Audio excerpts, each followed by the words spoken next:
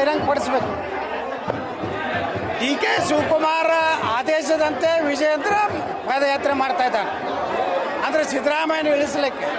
ಅದಕ್ಕೆ ಈ ಪಾದಯಾತ್ರೆ ಒಂದು ಹೊಂದಾಣಿಕೆ ರಾಜಕಾರಣ ಇದೆ. ಡಿ ಕೆ ಶಿವಕುಮಾರ ಅವರ ಉಪಕಾರ ತೀರಿಸಲಿಕ್ಕೆ ಇವತ್ತು ವಿಜಯೇಂದ್ರ ಪಾದಯಾತ್ರೆ. ಸರಿ, ಈಗ ನೀವು ಹುಬ್ಳಿಯಿಂದ ಮಾಡ್ತಾ ಇದ್ದೀರಾ, ಅವರು ಬೆಂಗಳೂರಿಂದ ಮಾಡ್ತಾ ಇದ್ದಾರೆ?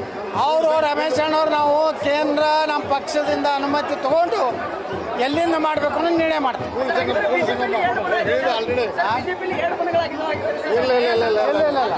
ನೋಡ್ರಿ, ಇದು ಮಹರ್ಷಿ ವಾಲ್ಮೀಕಿ ನಿಗಮದ್ದು ದೊಡ್ಡ ಹಗರಣ. ಒಂದು ಪರಿಶಿಷ್ಟ